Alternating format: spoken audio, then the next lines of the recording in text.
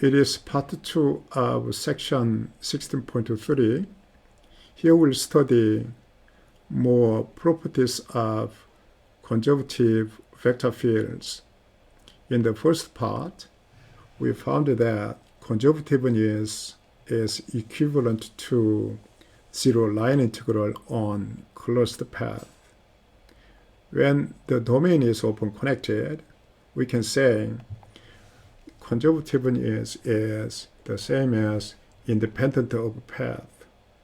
This knowledge is useful.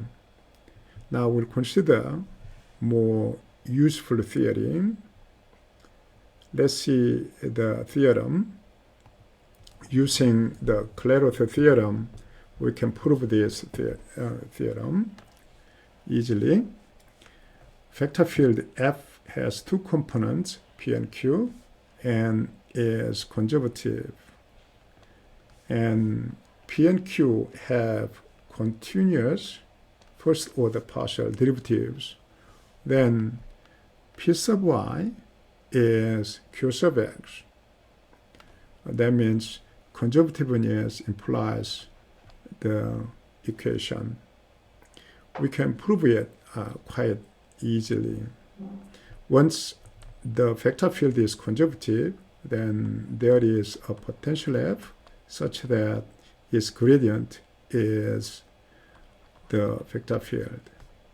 From here, the first component of gradient, okay, that's not F sub y, that's F sub x,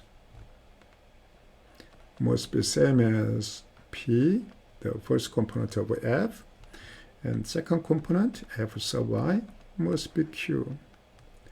Now we assumed PQ have continuous partial derivatives. So we apply here y derivative for this first equation. Then F sub xy must be P sub y. And we apply now x derivative, then F sub yx. That is Q sub x. They are continuous, which means that these two are continuous. So by the Clairaut theorem, we know these two must be the same. That means now these two must be same. That is exactly this result. Once we have this theory, then we may ask a question, how about the reverse? That one. It's not always true, but almost true. Let's see how we can get the theory for this reverse direction. Okay, here we'll define domain simply connected. And this is not simply connected, and also is not. The reason is, for this one point is missing. For that one, a region is missing. So inside the domain, if there is any point missing, that is not simply connected. We have here an official definition of simply connectedness. D is a simply connected region if it is connected, and every simple closed curve contains only points in D. Okay, let's try to draw a closed curve like that.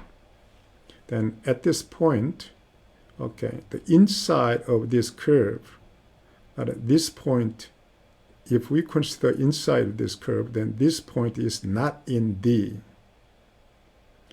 But the simply connectedness requires every point must be in D. Again, for this one, if we draw a closed curve, then this region is not in D, so that it is not simply connected. However, for this one, no matter how you make a closed curve, inside of the curve is always in D, so it is simply connected. Okay. Okay, F is having two components PQ and defined on open simply connected region. If P and Q have continuous first order partial derivatives throughout the whole domain and satisfy this equation P sub y equal Q sub x, then F is conservative. So this equation implies the conservativeness of the vector field. So it is a reverse of the theorem. Now the condition is the domain must be simply connected. We are dealing with the domain, however, this is requiring quality of the vector field. Once the vector field has continuous partial derivatives everywhere, then there's no reason to exclude this point. The reason it is not simply connected is that sometimes the vector field is not differentiable, or there's no continuous partial derivatives. For example,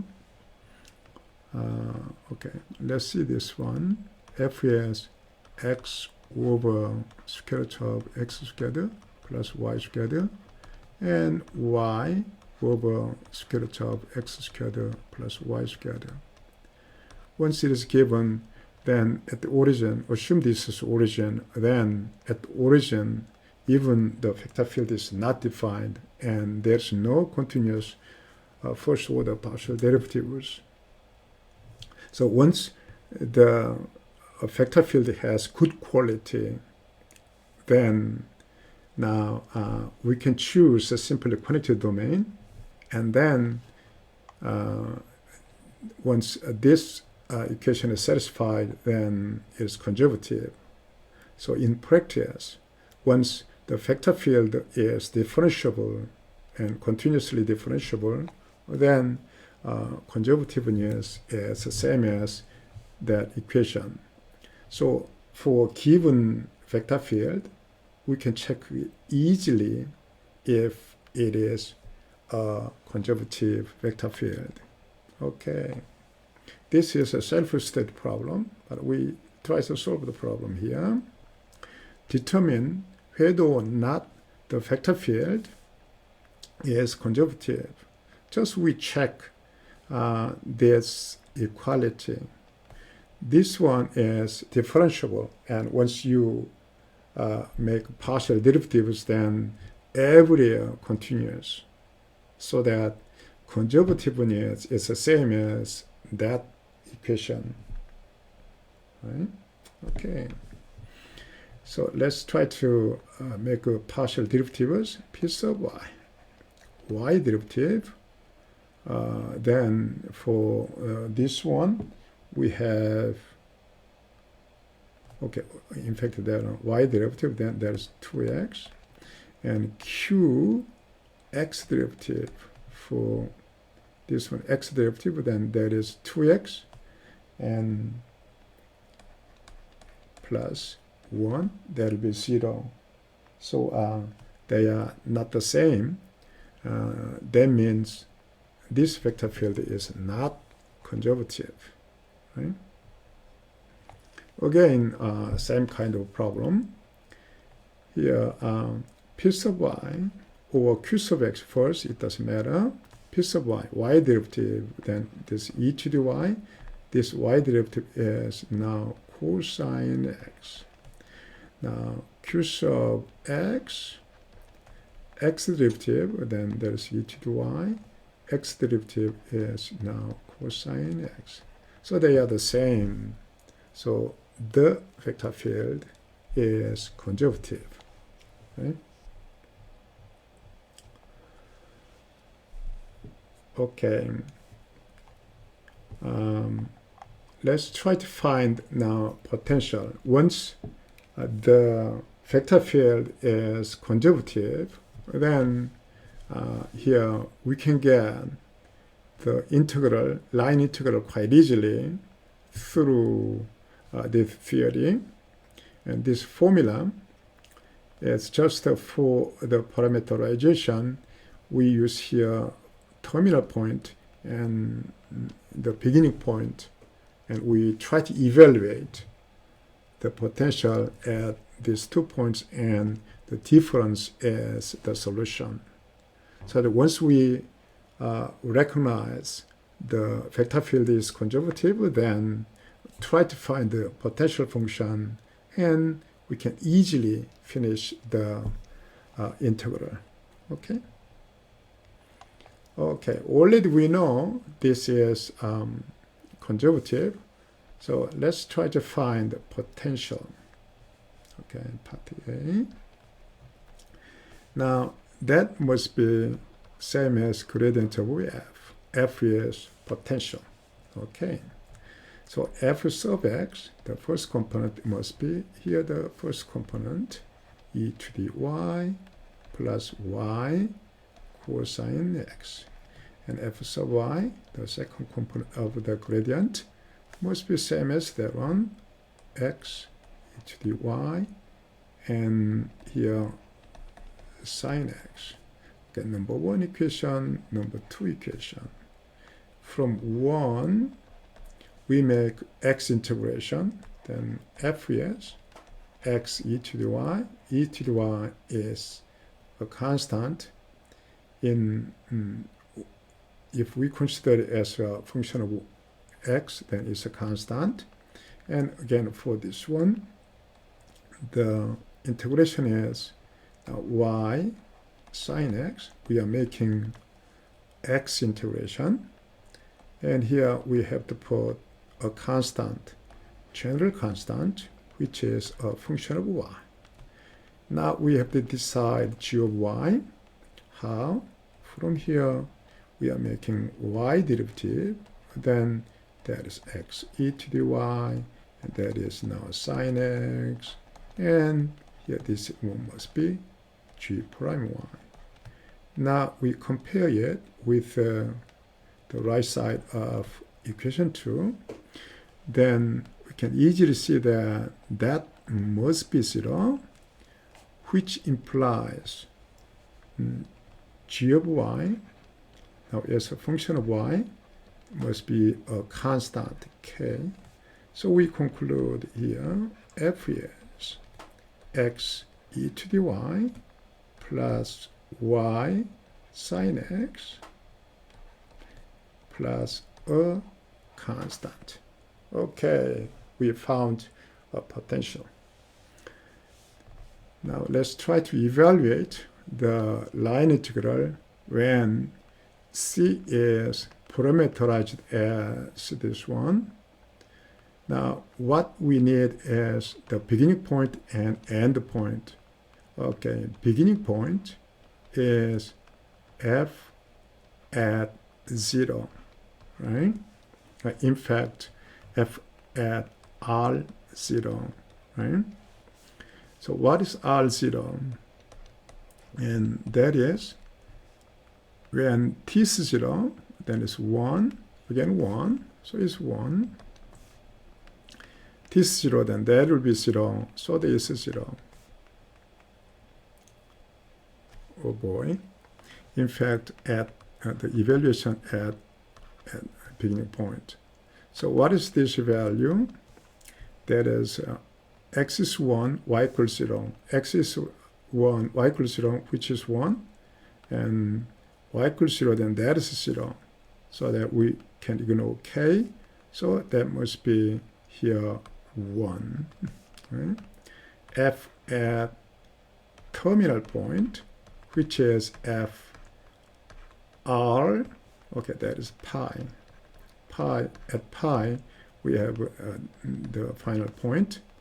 Once t is pi, then from here, okay, pi, then cosine pi, so that is n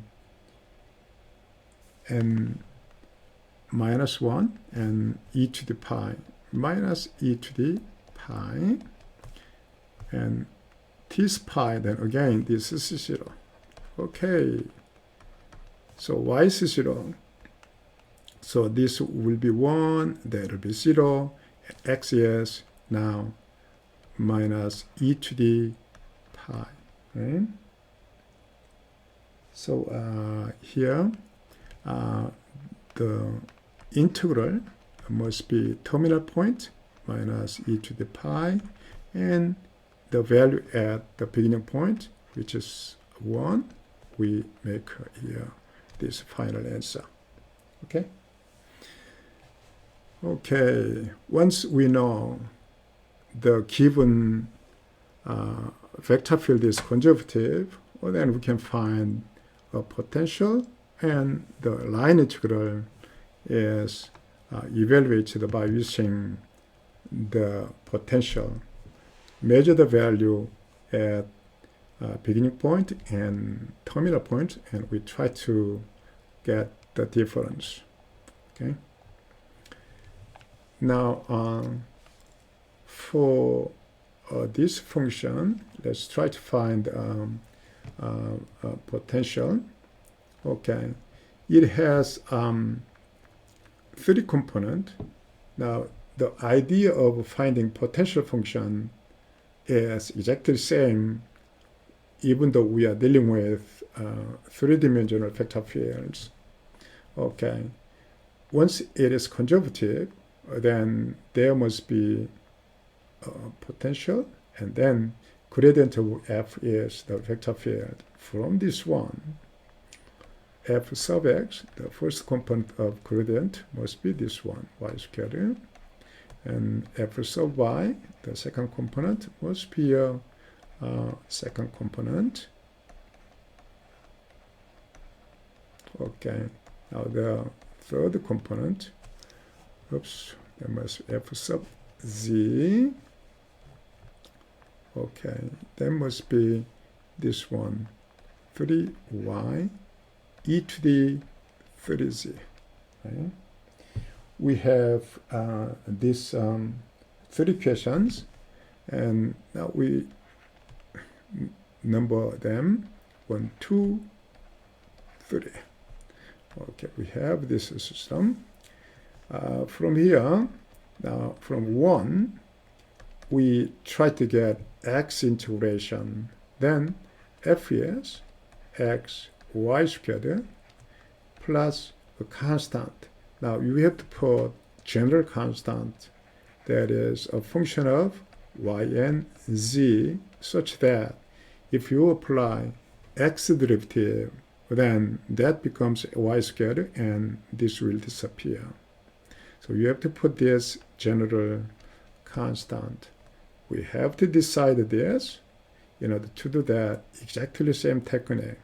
From this, we make now y derivative, then that is 2xy plus g sub y and yz. Okay, now we compare this one with equation 2, then that is this one, so that g sub y must be same as that, right?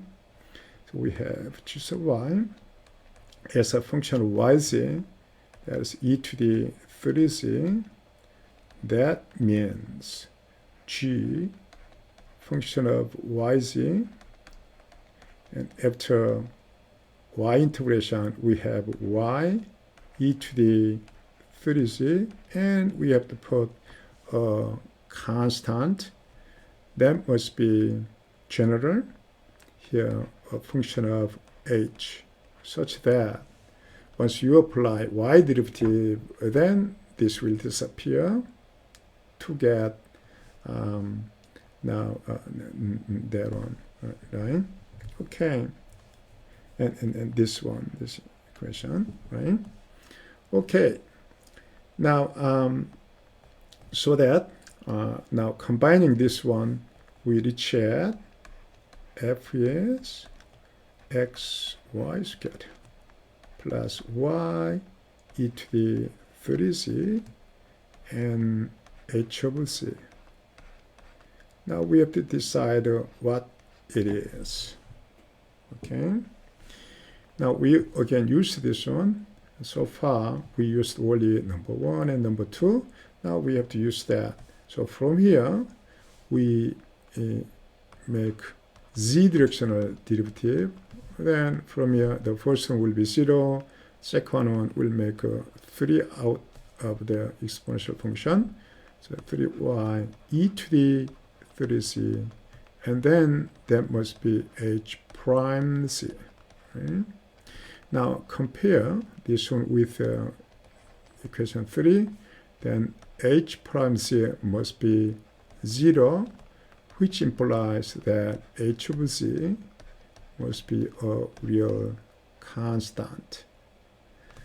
So we finalize, and here f is now x y squared we obtained here plus y e to the 3z, and h of z is a constant k. So that's the final answer, right? It's not so much complicated. By using the same technique for two-dimensional vector fields, we can do it. But here, you have to be careful when you are putting general constant. Okay. Again, we have recall. That is the fundamental theorem for line integrals. Suppose that f is continuous and is a conservative vector field. That means there is a potential such that the gradient of the potential is the vector field. Then, now the line integral of the vector field can be written in this way because the capital F is same as gradient f, and this integral can be evaluated through these two values. The value of potential at the terminal point, the value of f at the beginning point. Okay. Okay. Here we have okay. The problem is asking you to check these equalities when three-dimensional vector field is conservative, and assuming that each component has continuous partial derivatives. Okay. Now assume that f is conservative.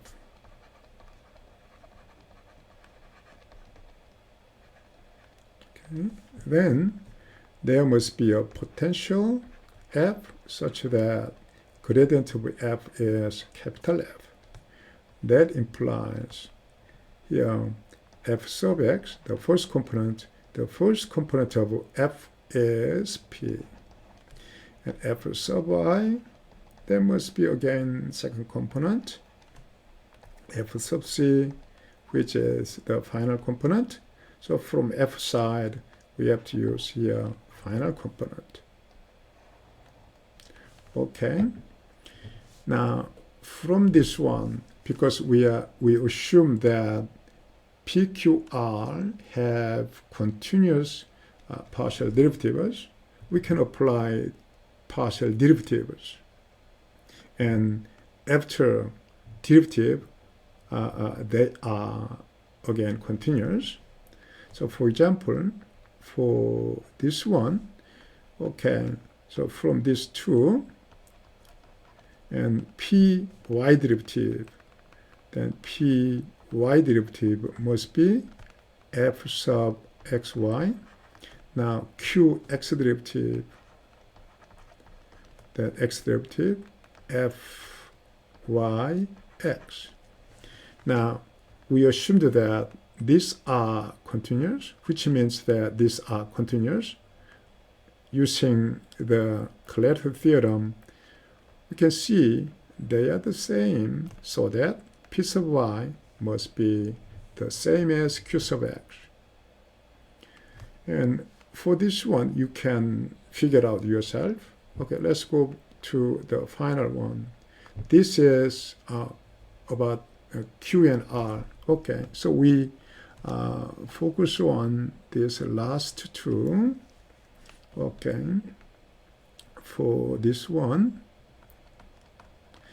Q z derivative, Q z derivative. Okay, so that there is F, Y, Z. Now R y derivative,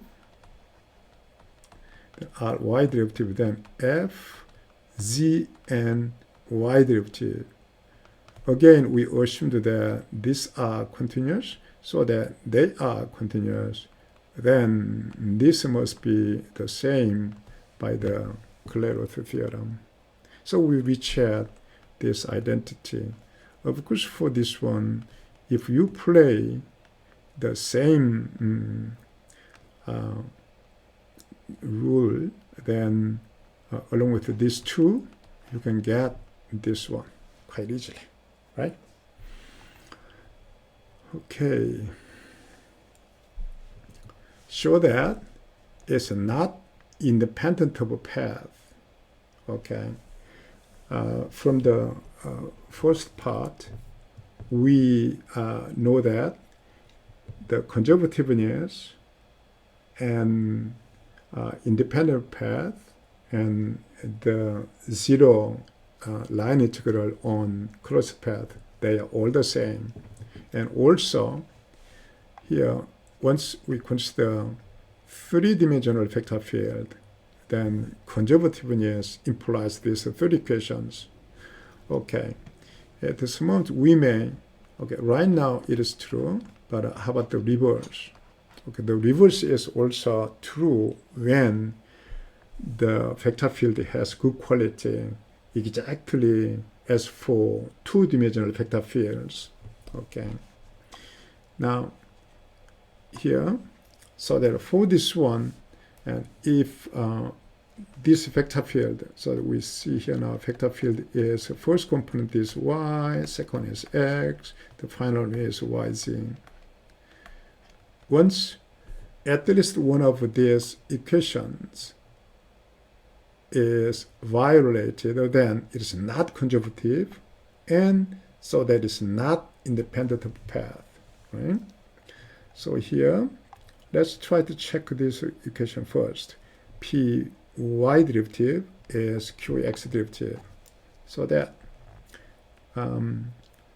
here P y derivative, which is 1. Now Q x derivative, that is 1. So that the first one is satisfied, right? Now how about the second one?